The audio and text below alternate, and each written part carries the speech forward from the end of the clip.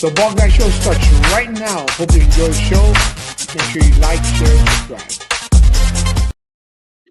What's up, everybody? Hey, before we get started with my next guest for this week, make sure you download the wepa.fm radio station, your official bilingual internet radio station. It's the station that the Ball Guy listens to, which is me.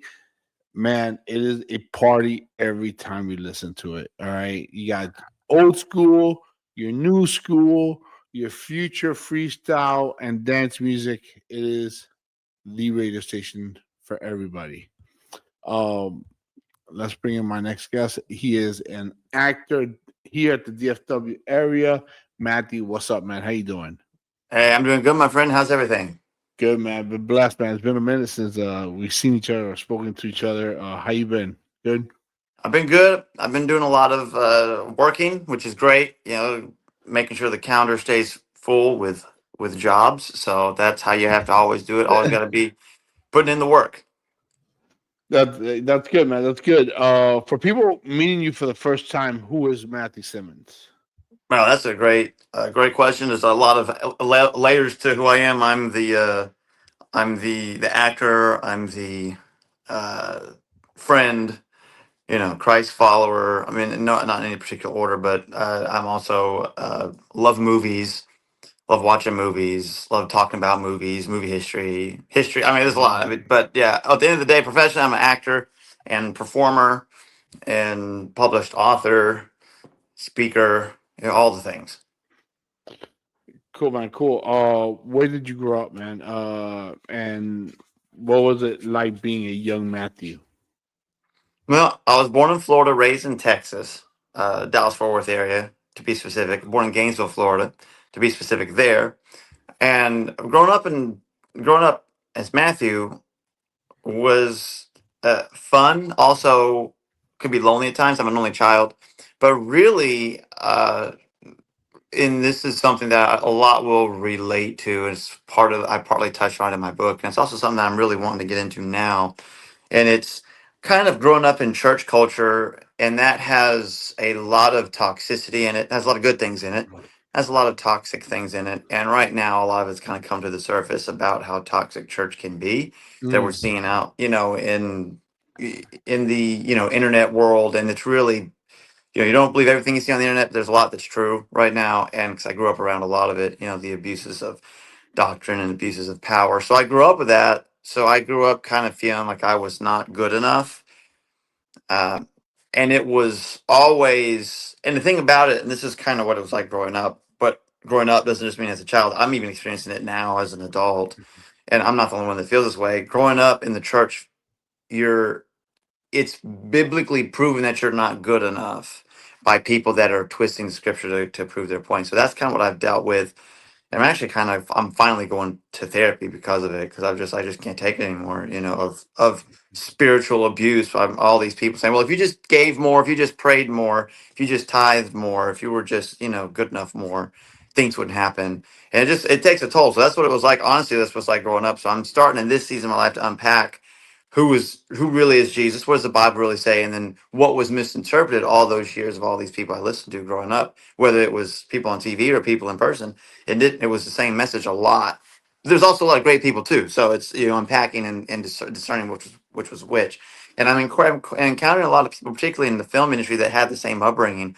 So I see God, allowing me to let's be a part of the reforming of how we communicate this stuff. So Well, before we move forward, sorry that you've gone through all that, and then now, unfortunately, you have to seek therapy for that. And uh, I have been, unfortunately, part of a couple of churches where they have, the abuse, and they get into you in here. Uh, I'm grateful to be part of a church now here in the DFW area that they teach. They're biblically sound, and they teach good doctrine. They teach the real Jesus. But yeah, it's being a Christian and being a Christ follower has nothing to do with works. He did all the work to be saved. let me be very careful with that. To be saved, there's stuff we need to do because there's an action for our choice, and you do, but you're not going to be more saved by going to church. Doesn't get you saved. Accepting Christ is what gets you saved, and Yeah. then steps after that. But it doesn't matter how much you give, how much you do, how much it's not going to make you more saved or less saved.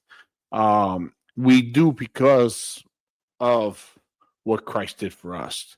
But Yeah. again, man, sorry for what you've for the abuse, mental abuse that would take a toll. And I know people that have been mentally abused by the church. Not Yeah. any particular church, but by the church in general. And you said those on TV. We gotta be very careful with certain televangelists out there that they could be very, very dangerous. They know what they're saying. They know what they're and they know how to twist the words around. Yeah. And Um, that's how it was growing up.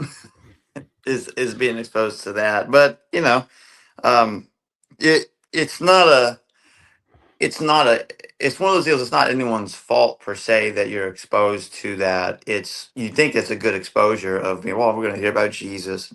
Unfortunately, Jesus is good business, and he sells a lot. You make a lot of money with Jesus, but it's not supposed to be about that. But I've witnessed it. It's about that for a lot of people, and it's addicting. It become addicting when you kind of dive into that. So that's part of the story of my book. That's part of my testimony of coming through, that kind of stuff. And that's also part of that's just part of my story. Like I've seen the good, the bad, and the ugly, and it's real. um, have you thought about doing a movie about on your life or? Yeah, I have. I want to, and I'm also thinking about doing about other things that is kind of loosely related. Well, some that are specific. One specifically designed about my life. I haven't talked about that. I'm working on it with some people, and then there's some ideas specifically just church related, not necessarily about my life, but just my experience and others, and then just what Mhm. through research, what I've been told, what I've lived. I want to make that into some productions as well. So we're working on some things. Hopefully, we can get it going. Sometimes it's a slow moving process, but yes, absolutely want to do that. Nice, man. Nice. Um, were you always drawn to performing, or did acting find you later on? Yes to both. Like I always kind of had it always appealed to me. Well, I kind of always had the ability, but it found me. I never really thought I would ever do it. And of course, growing up in church, it always seemed performative anyway. So I guess I just had experience observing performances. But I always had a gift and ability to do it, but I never thought I would. I had a lot of shyness, a lot of insecurities growing up, as you can now imagine. Now I can know where that Yeah, came from. yeah. But yeah, I always kind of thought I would do it, but didn't quite know how. Um, what was the moment that you realized, man, I want to do this professionally? Well, this is where it finds me because I gave up on it, particularly as a child. I would pretend that I was an actor. People said, "Oh, you're not an actor." So as a child, I let church people talk me out of it. Of course, you're a people pleaser. You're young, you're impressionable, you're a child. You Hmm. believe people, sometimes too much, um, and you give up on it. So I gave up on it, and then around near the end of 2019, as we entered into 2020, that's when I started to be presented with the opportunity to, hey, come be on my short film, come just hang out with me on my sets, and then that kind of piqued my interest. But middle of 2020 is when I really realized, hey, I could do this and make money. And that's when 2020 is when it all really started. But it found me. I wasn't at that point seeking it out Right. anymore. Who were your biggest influences growing up? With actors or comedians? Mm. I didn't have any as a child because I really didn't. I wasn't really allowed to watch much of anything. I did. You're good. All Uh, right. but So anyway, yeah. so my influences were I didn't really have any growing up as a child. When it came to this, unfortunately, it was usually. Although I guess if you wanted to call them actors, it was all the preachers on TV. They were pretty good actors. They were. Yeah, pretty you could. Yeah, you could. inspiring. But yeah, Oh I well. didn't. I kind of grew up sheltered. I couldn't watch much, so I watched VeggieTales a lot. That's what I was saying when I was So well, then let's shift forward to when you decide to say in 2020, who was your biggest inspiration or your influences when you did decide to, I'm gonna do this. Yeah, well, now by that time I had definitely had acquired some Denzel Washington and Matthew McConaughey, guys that are up there. Um, and then I like some of the old school people, like um, Don Knotts was always someone that I enjoyed watching. Growing up, I watched those things, and um, Dick Van Dyke, and then even so it's the comedic guys. I loved Abbott and Costello.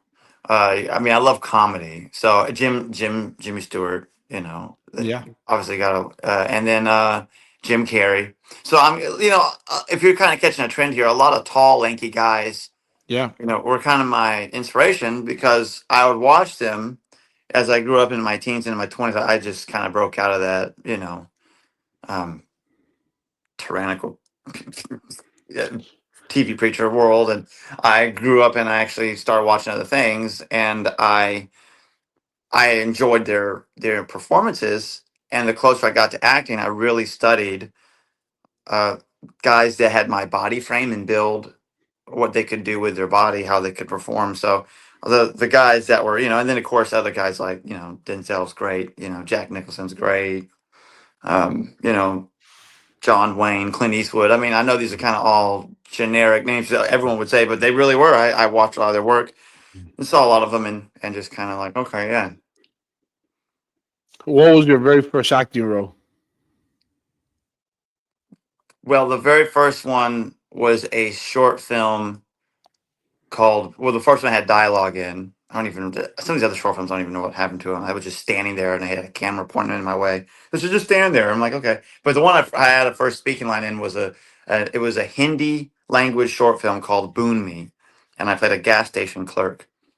And I don't know whatever happened to that one. I've seen it one time.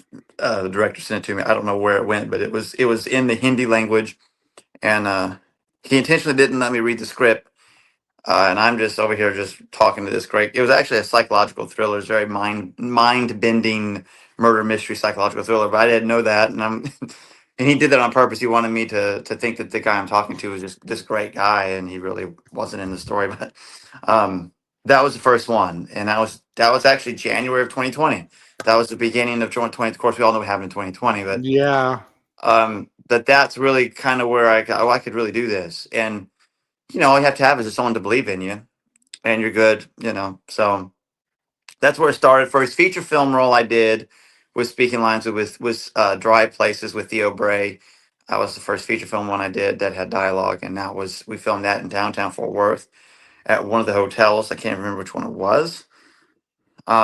And we were the only ones in the building because the AC went out. Also, it's during COVID, so I'm like, we literally had the whole hotel to ourselves. That was a fun experience. And that was the first feature film that I did. What And was the so name of that's that one again? What was the name of that one? Dry Places, Dry Places. Yeah. and we were filming in hot places. So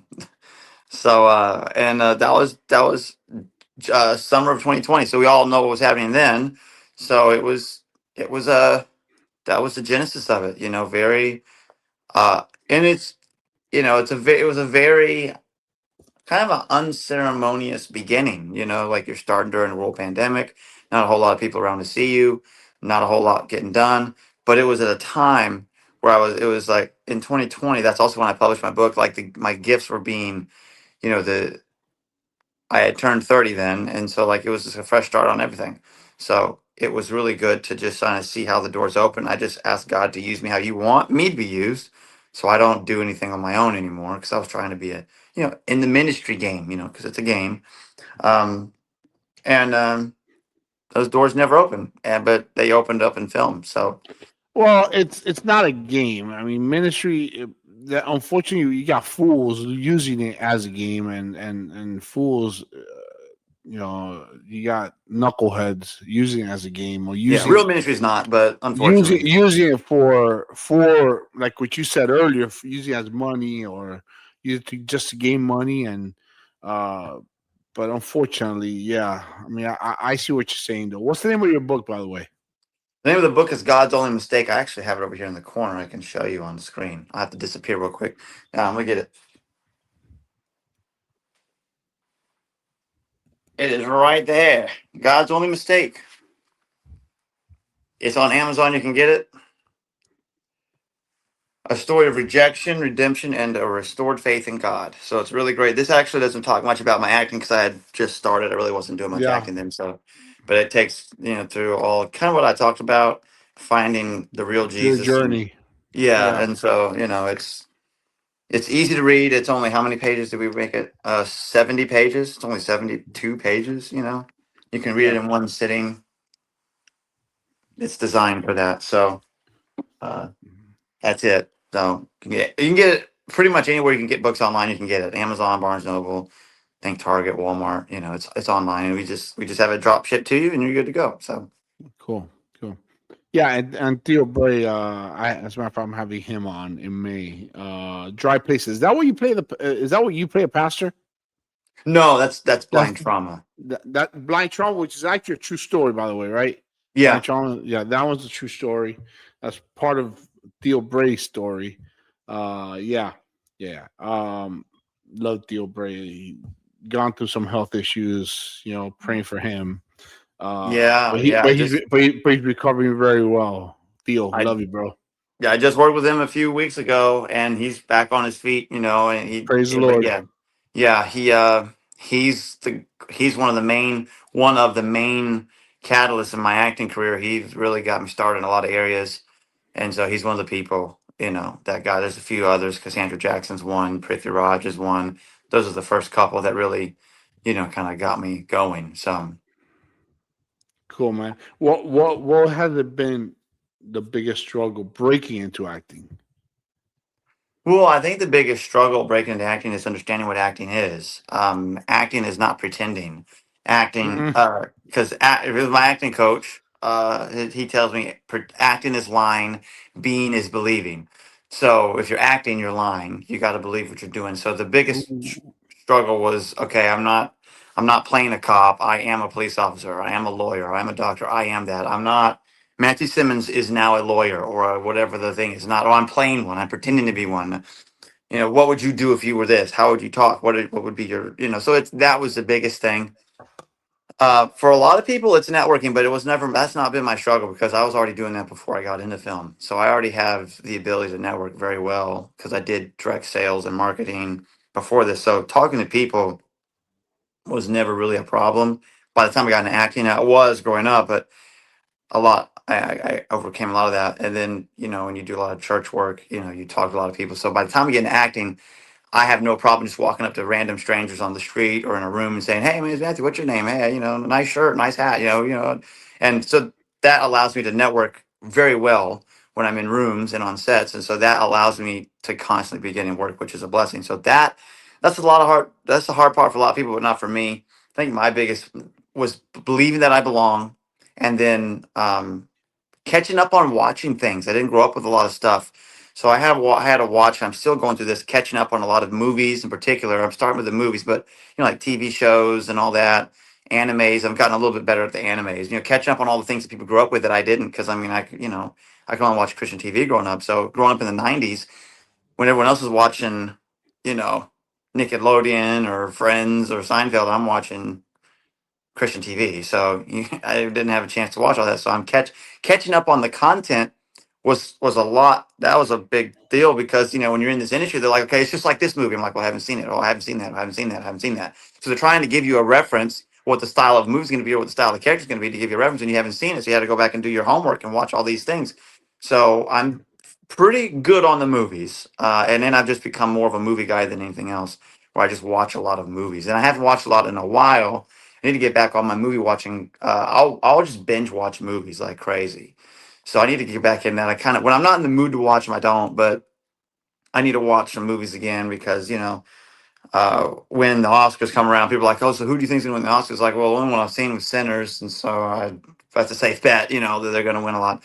But it's good, particularly in this industry, to know what your industry's doing, and also to kind of know what your peers are doing, and also what your friends are doing. Some of these movies there are people that I know in them, so it's Yeah. good to support them. But those are like catching up on what the field has been doing over the century, and then what acting is has been the two biggest challenges.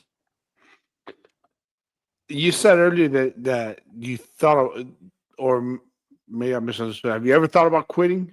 I know you've only been doing it for 6 years. In the 6 years you've been doing this, have you thought about quitting? And if you have, what's kept you going? Well, there have been some low moments, but I've never actually quit. And I've thought about, well, man, like it's really tough right now. But what's kept me going is I really feel like this is a calling. God put me in this career, and I love the ability to tell stories, bring a story to life. So that ultimately, at the end of the day, the only thing and I've been through some pretty uh, difficult situations of being mistreated by like not being paid, contracts being broken, Wow. working with some pretty bad filmmakers. I'll not mention anyone, but I've worked, but over the past couple of years, I have uh, I have been able to uh, exchange the bad filmmakers for who's the good ones. So there was a few bumpy periods in time, but someone told me, they said, if you can make it in the first 4 years, you'll make it. So because you're going to get a lot, because you're going to learn real quick. This is not about being famous or rich. Both can happen, but it's not about that. You got to really love what you do, but it has to be about making money. You are a professional, so it is about making money. So you got to make money moves and business decisions, but it might not lead you to where you're getting an Oscar the first year you're doing this. So there's visions of grandeur that a lot of people have, and it's just not. I've never been that guy. I've never sought this for fame or $1 billion homes everywhere in the world. I haven't. If it comes, great. If not, I won't be disappointed in myself. Right. Do the best you can with what you got and make a living at it, obviously, but that everything else will just kind of come. Now I want to be good enough to win those awards, be so good enough I can't be ignored, but it's more so that I can make money, not so that I can win a trophy. Even though if the trophy comes, that's great. But but you also got to do everything in excellence, because your work is your worship, so. Yeah, absolutely. Yeah, you want to. This is to be your career. This you want to be living off of this, which is what you're saying. Because there are people who are actors or singers, but they have a 9 to 5 and do this on the side. Yeah, So I feel what you're saying. What type of roles do you enjoy the most? Is it comedy, drama, horror, whatever? I love comedy. I do. Not a lot of people make comedy anymore. I love it, and but I like being versatile, so I'll do it all. I've done it all, but I like comedy. I really do. Yeah, I just recently saw a film with you and where you were a detective, where the judge got killed by Yeah, his daughter. That was a very good film. That was drama, and it had some drama in it. You did a very good job in that film. I think everybody in that film did good. I really enjoyed that film. Um, the name is slipping my mind right now, but defamation. Defamation, which yeah, Defamation. that was a very good film. When was that done? Oh, that was done a couple years ago. Yeah, a couple years ago. I really enjoyed that film. Um, so yeah, so you can tell you're a versatile actor because you and I did. I was with you throughout very dysfunctional Christmas, and you're funny. There, you had. um, but what would be your dream role if you could do anything? If you could choose anything, what would be your dream role? Man, I've always loved westerns, so to be like a Clint Eastwood type would be Really? really fun. Wow. That's Yeah, cool. yeah. Or James Bond type, or James Bond. I could master a British accent and do James Bond. That'd be fun. Or playing like a Saving Private Ryan type. Some kind of a you know World War II Oh yeah, movie. that's cool. I would not have thought about the western. Very Yeah, well. Even I know you mentioned John Wayne, but still, uh, I didn't. I thought maybe because of the action, but did not think that western would. That's cool, and I like westerns. I yeah, didn't. I did not grow up liking westerns. I grew up hating westerns. But as I've gotten older, I appreciate them, especially Clint Eastwood. yeah. Uh, what skills have you had to develop outside of acting to survive in this industry? Uh, uh, More administrative, like follow up skills. I'm not really administrative. I'm very ADD. So I can put your business card on the counter and it sit there for 5 months. Oh yeah, I need to call that person. So administrative type things, following up. That's something. And one thing I did, and this goes back to so I started taking a while ago, and I haven't gone back in a while, but I started taking dance lessons, bachata, mainly and to improve my acting. And one thing that I learned is as I was dancing, well, I didn't learn it; it was exposed, but it was kind of already there. Is the ladies were like, you have a hard time connecting, getting close, because I wouldn't really get too close to them. Because again, growing up in church, you're always, you're in a fishbowl, and everyone's observing you. What's he doing wrong? What's he doing wrong? And you know, um, so I was closed up in my shell, and I didn't really open up. So building intimate relationships with people has been tough. And so I've been getting better. And when I say intimate relationships, I'm not meaning sexual intimacy. I'm talking Right, right. just just opening up beyond surface level has been tough because it's always, when you grow up in toxic environments or listening to people who, like I said earlier, use the Bible against you, use their authority against you, then you're a little leery. But then you can't determine who's doing it for the right reasons or the wrong reasons because there's been so many doing it for the wrong reasons that Hmm. everyone's doing it for the wrong reasons. So getting close to people and getting close and then yeah, follow up. Those are some skills that I've had to get better at. Um, I just mentioned a very dysfunctional Christmas earlier. How did you land that role I as found out as about Jacob? Yeah, well, I found out about the audition through I don't know if it was through someone mentioned it to me on Facebook, or I think it was, or maybe Michael did. I can't remember, but I went to the audition to do it, and I'm like, well, my middle name's Jacob, so that works. But I read the description, and one thing I do is I audition for something that I know I have, like I know it, like okay, that's me. You got to audition for things that you fit the breakdown for. Of course.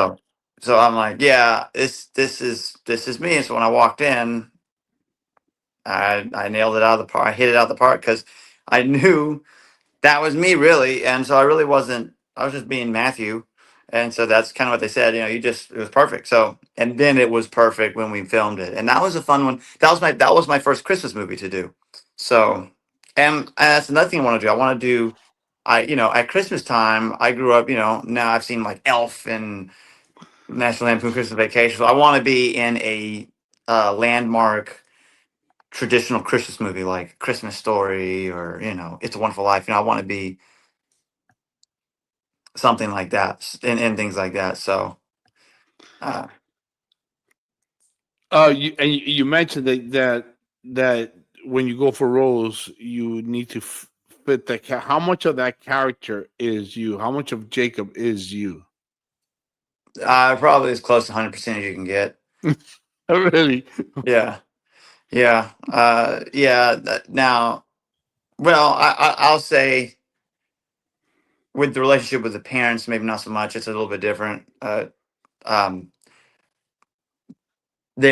without giving it away, the relationship would be better understood with my parents as opposed to the ones in a very In the dysfunctional film? Christmas. Yeah. Yeah. But no, I date black women. I'm very nerdy and goofy. Um, I I do random things. Okay, so the movie I have not seen this movie yet. But I love Pixar. I love Hoppers, the movie that with the little lizard, that does the lizard. It's a big famous meme. It's been going around a while. That's my spirit animal. So I am that random ADHD guy that does things. So that's why some of the things in A Very Dysfunctional Christmas that when everyone sees it, you'll be like, that really is me. People will be like, nope, that's Matthew. So that one's pretty, and that's another thing I learned in through my acting coach, who's Kirk Waller, who's on The Chosen, is how much of you do you bring to a role? Some of it might be, that's only like 40% me, so I got to really build up around it because I'm not that kind of person. But that one was not a whole lot of work. I pretty much was that. The work for that one was obviously memory retention with the dialogue, but also getting to know my leading lady. Yeah, your co-star. Yeah, Yeah, the co-star, getting to know her in a short period of time, and seeing her as seeing that as a real relationship on screen. That yeah, was the most challenging part. But other than that, it was great. And Mike was fun to work with, and that was a great process. And filming it in August was, that was actually pretty fun to film a Christmas movie in the summertime. yeah. I have a lot of fond memories for that. I really do. It was cool, and and filming at the house. She had the house well decorated for us, and it was a lot of fun. It was a Yeah. lot of fun. And you mentioned Michael. Michael is awesome. What's the first thing that comes to mind when you hear Michael W. Green? Let's make a movie. Yeah. Let's make a Let's damn do movie. it. Let's make a damn movie. Let's do this. Yeah, Michael's special dude, man. I have a special Yeah. place in my heart for Michael. I Yeah. had Michael on a couple years ago, and that's when he first mentioned me this Christmas film, and that he had something thought about something about for me. And he go, man, I've never done anything like this, dude. I go, I would love to. Heck yeah, I would love to. That would be awesome. And that was my first ever film, was doing that small part of Enrique the Mailman. That was a lot of fun to be on set with you guys. That was a great cast. Uh, Mhm. what how would you describe the chemistry of the cast? Well, it was tight knit. It was tight knit. It was fun. It was definitely a good, and of course, working long days was really, can challenge everybody. But it was a tight knit group, and filming in the and what added to that was filming in the house and staying there and eating there. It was just it felt like we were at home all day, Hmm. working. That's what it felt like, and so. It was a fun experience. I enjoy those experiences. So I can't wait to see that one come out this year. And I have all the BTS on my phone still. I'm waiting to release it whenever the movie comes out. I have a lot of behind the scenes on that. So that was good, and that was my first leading role. I was just gonna ask you, I go, have you done other leading roles? So that was your first lead. That's Yeah, awesome. How does that feel? that feels really good. It's a lot of responsibility, and people don't understand the responsibility that comes with leading a film. Not only do you have the character stuff within the story, but you also have the responsibility to carry the movie. So you kind of almost have your name is the selling point in a way because you're at the top. The only other one like that I've done is Do It for the Gram, where I co-star with Claudia Jordan, where I'm number 2 on the cast list, and I might be one or two. I don't know if I'll be 2 or 1 on A Very Dysfunctional Christmas. It doesn't really matter. But the point is, I'm near the top, and when you're near the top on the characters, you're on set more. You have a lot more responsibility. You have a lot more wardrobe changes to think of. You have a lot more dialogue to remember, but you also just have a lot more, promotional stuff to do. You have a lot more, so it comes with it. So now I love it and I look forward to it, but I'm also not a guy that only will take lead roles. Like no, I have to be the lead. No, man, I'll be a day player. I don't care. But I see a lot of people they want to be the lead. You got to really, you got to really know the responsibility of being a lead. That's not an easy thing to do. And I was a lead on another movie that went nowhere, so I kind of don't count that one. Hmm. Uh, I do, but I don't. This is the first lead role of a movie that's actually going to go places. So Yeah, and without spoilers, what can audiences expect from this film? it's gonna be a funny movie that the family can watch. It's gonna be very entertaining. It's gonna be hilarious, and it's gonna be is gonna expose and reveal how to handle cultural differences. And obviously the name of the film is A Very Dysfunctional Christmas. Why do people love dysfunctional family comedy so much? For example, you mentioned earlier National Lampoon's Christmas Vacation. I mean, that is a very dysfunctional family Christmas film.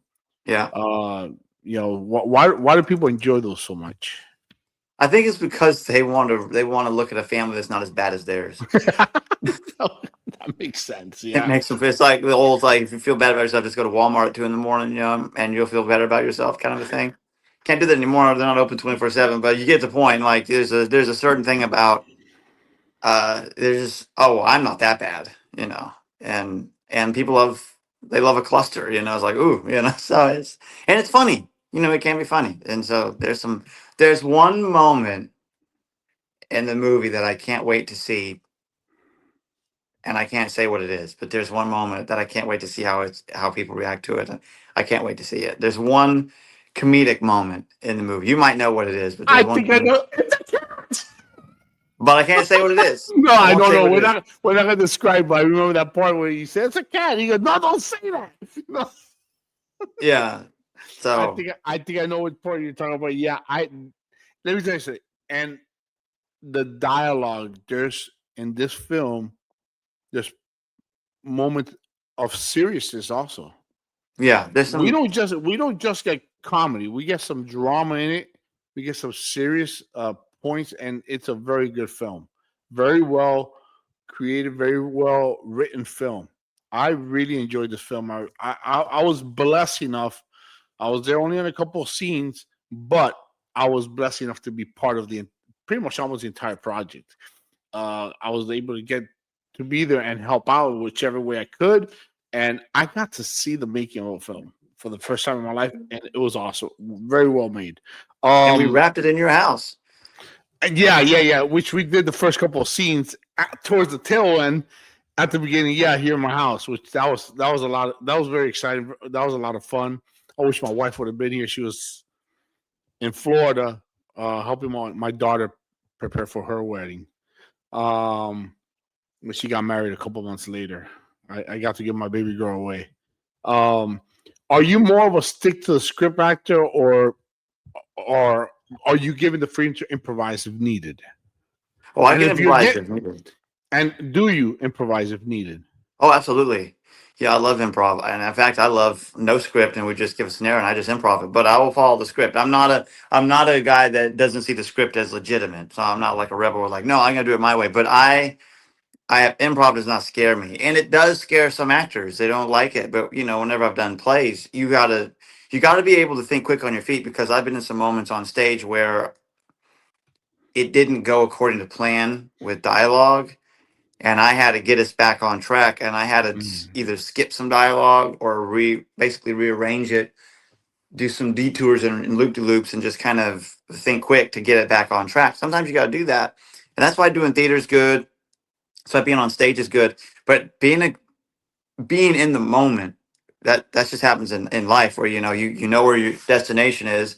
This conversation is veering off, so you say, okay, well, let's get back on track. So I'm going to say whatever I got to say to get us back on track. So I'm totally cool doing that, and I like improvising, because again, my ADD brain thinks this will be good to say, but I will follow. If they say you have to word for word, I'll do word for word too, and just make it my own. But but if you look at movies, a lot of the best stuff is improv anyway. So Yeah. For example, perfect example is Jim Carrey. The Grinch That Stole Christmas. That thing of him taking the thing off the table, the drape off the table, that everything stayed standing. That wasn't supposed to happen.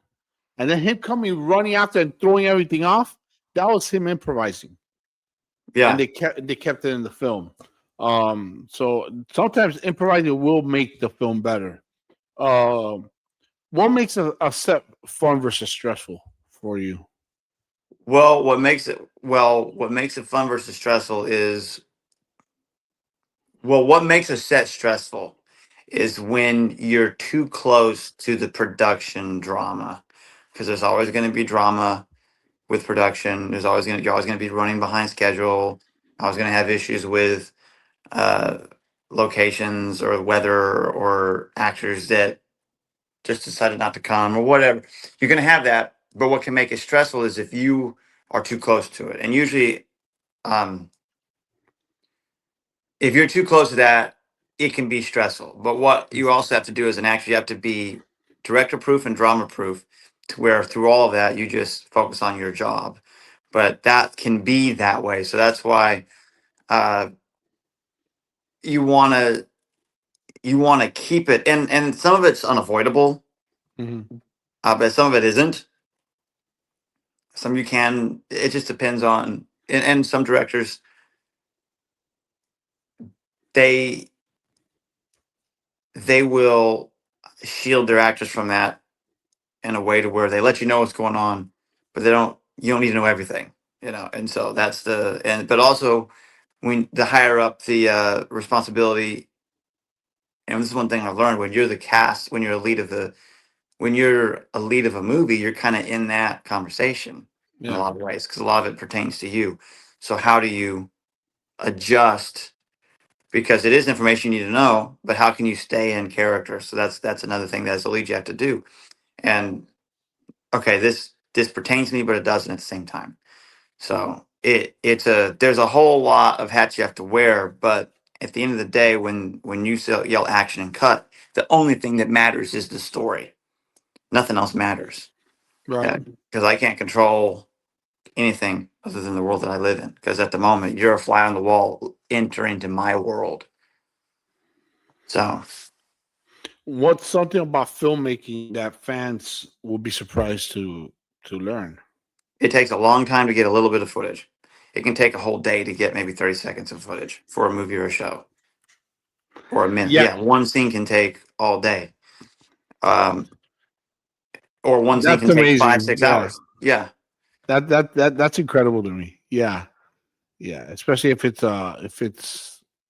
unless you're Hollywood and you have 20 different cameras facing every which direction you have.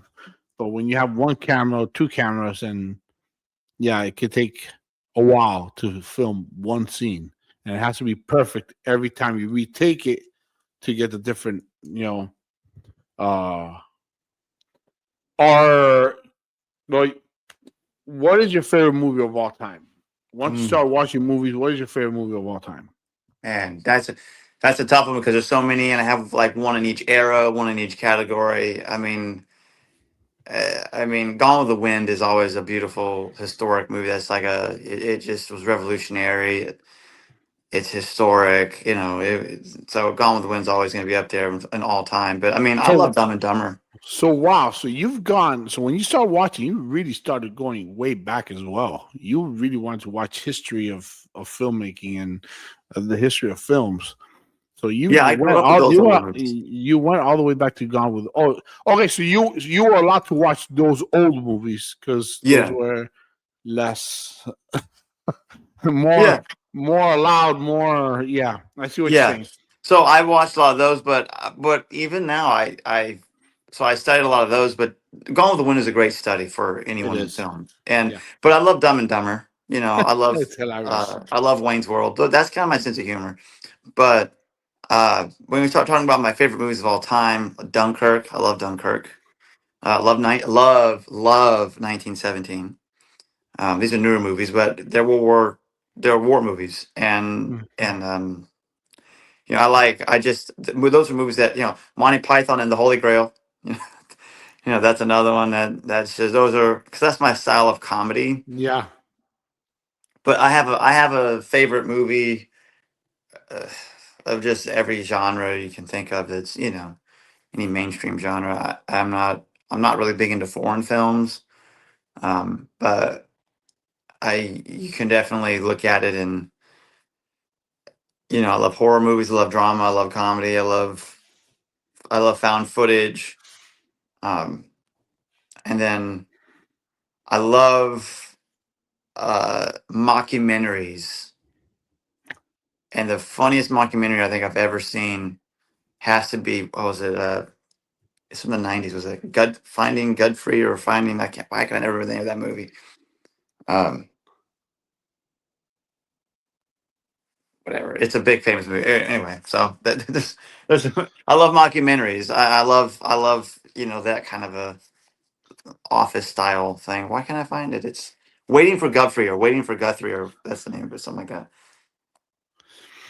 that. One actor you or director you would love to work with someday.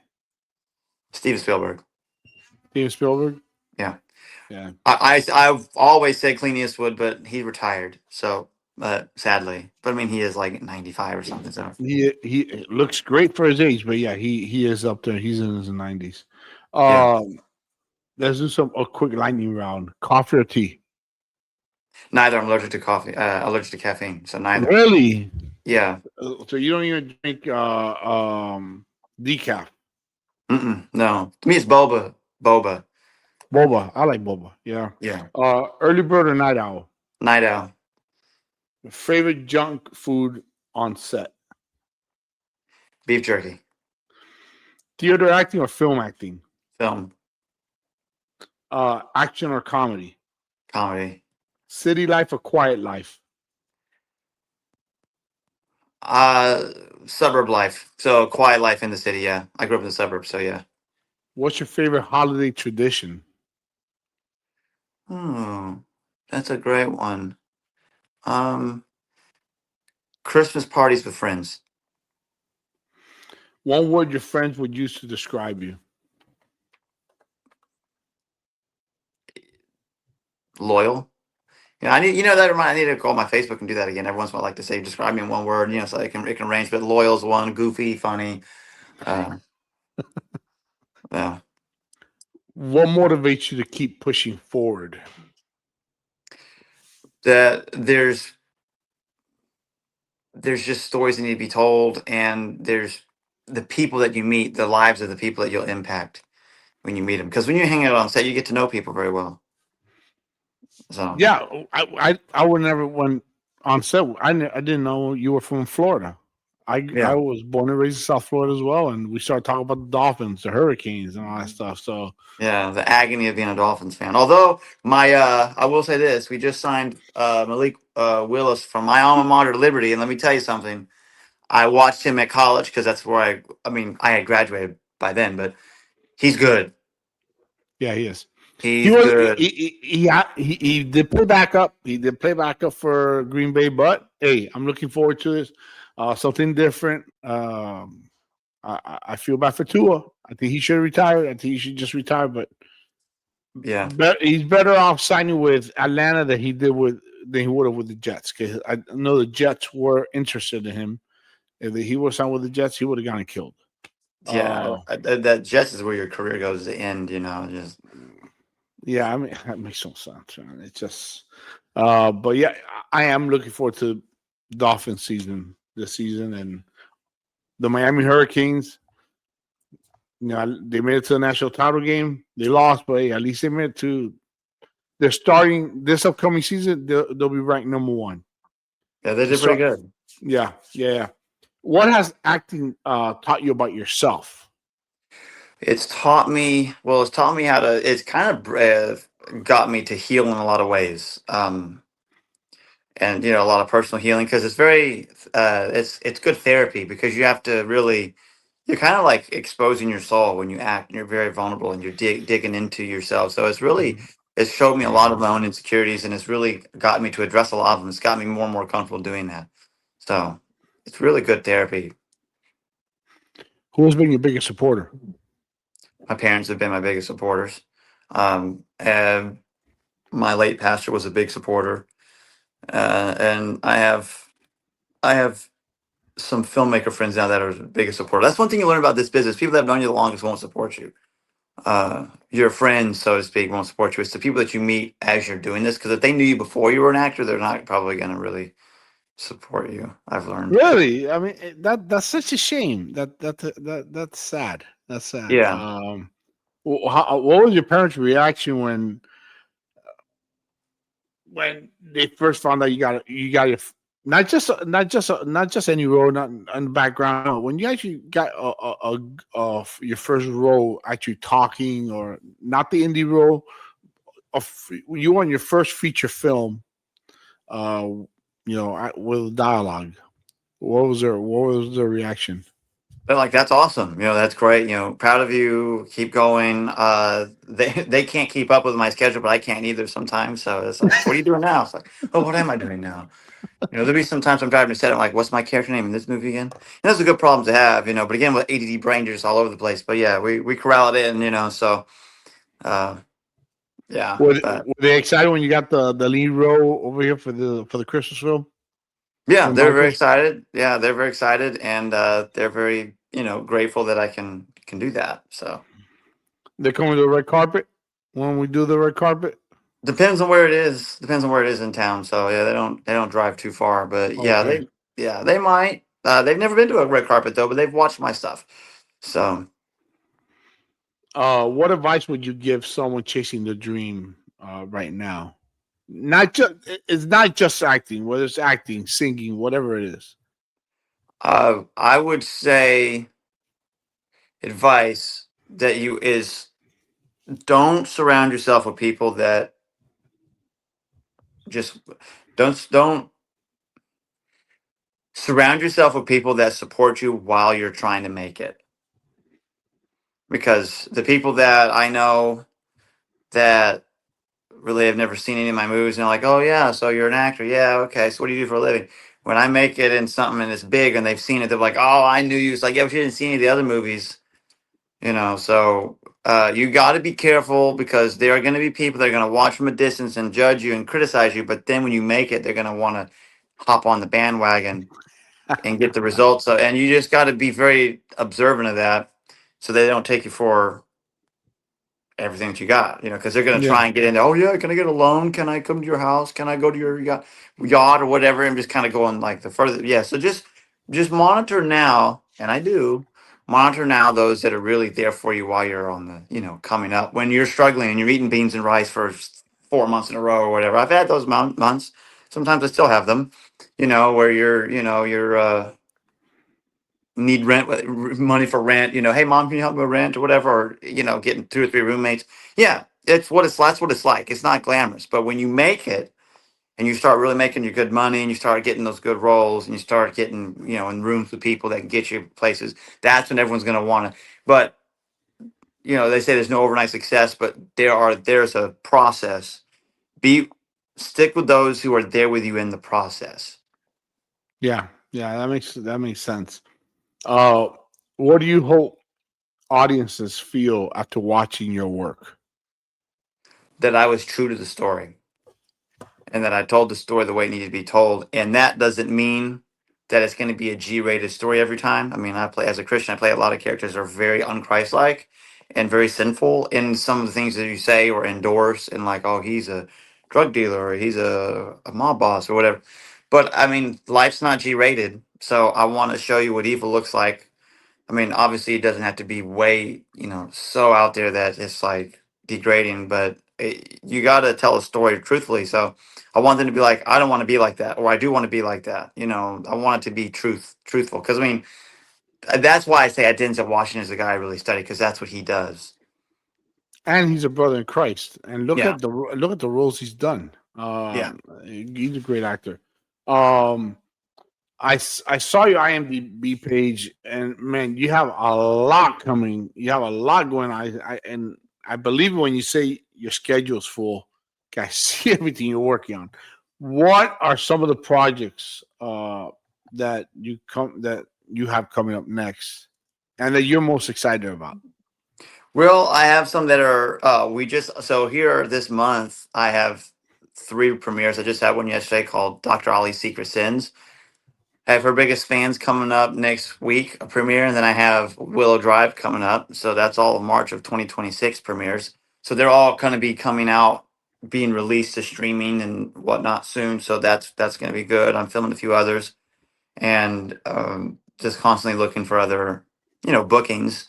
But those are some that are already out. There are some. Well, those will be coming out, but then there are those that are out now that are, pardon me, with the Bevan Williams story that's out right now. You can watch that. Get Back Up, my first boxing movie, that's out right now. And then of course some of the older ones like Do It for the Gram, The Elite Society. There's a Hunter of the Night. Those are all out there on Tubi, Amazon, wherever. So yeah, if they follow me on Instagram, they'll see the different updates and Yeah, of what I'll do. yeah, and your IMDb page is gonna be uploaded. I'm gonna share it in the description of this episode, along with your Facebook page, your Instagram page as well. Um, what would success look like for you in 5 years? Success for me will be supporting a family with an acting career, because I don't have a family. That would be success. Supporting a family with it, working on the shows here locally in Dallas that are filmed here, that are big shows. Being on those shows, being in that sphere, being in that arena with those filmmakers and actors, working on national commercials, working on national TV shows, and supporting the family with it, and then also uh, getting the Dallas Fort Worth film scene kind of up to speed with the rest of the industry, because we are lagging pretty significantly behind. That's why a lot of us don't work on those major productions, because there is a talent discrepancy, particularly on the acting side. I can speak for the acting side, because and this is coming from like the Dallas Jenkinses and the Taylor Sheridans. They're saying this publicly, like, yeah, we don't really cast Texas talent that much because Mm, there's a discrepancy. And one thing I've noticed is there's a great contentment with working on background that I absolutely despise and won't do anymore. And when you're content doing that, then you'll never be taken seriously. But also, if you're content in that, then you're content in your talent level. And I'm not content to stay where I'm at in the sense of like my talent level. I want to always grow and improve, always train, take workshops, take classes, take seminars or whatever, or and watch movies and study them, how they're made, listen to different things, and not a lot of people do that. They get into it, they like it, and then they just kind of just stick with some pretty bad habits that I've been seeing. And it's you we if we want to really take it the way people say we want to take it, we got to really grow, and that means at some point you got to really start investing money. And I don't know how much people invest into this. It's obvious those that invest into it and those that don't. right. Yeah, you got to invest. I've invested thousands of dollars in acting classes. I've invested a lot of time in acting classes, both acting and voice acting. I've trained and spent some good money in it. Now it's all a tax write off too, so I mean you can benefit from it, but you got to spend your money. I was talking to someone and when I started out, and he's like, "You got to spend money somewhere." Yeah. Any final message to fans and listeners? Well, I mean, at this stage, I don't know how many fans I have, but if you are, thank you. But I would just say, I just want to be somebody that tells the story that in its true sense. And I'm also getting really good at picking and choosing what I want my name on. But because not all I haven't been great at that at all times, because you just need to work and you're like, ooh. So but no, I've been really good at saying, yeah, I want my name on that, I want to be a part of that. And I think it's just, I want people to look at my performances and say he told the story the way he played his note in the symphony well, and very versatile. And and I also want to tell a lot of true stories. So I want to be a guy that brings real life stories to life that have been forgotten about. So that's one thing I want to do, is I want to tell those stories that no one really knows that much about. That'd be fun. That's awesome, man. Thank you, man, for joining me, man. Folks, wrong one. I'm gonna have to edit that part out. Folks, make sure you like, share, and subscribe. And just make sure you follow Matthew Simmons on his IMDb page. check out everything that's coming forward, everything that he's putting out. He's putting out some good stuff. He's a very good, very talented actor. Matthew, thank you so much, man. Thank you, JC, for having me. Yes, Stylish Leadership is my social media. Follow me there, and you'll see everything I'm doing.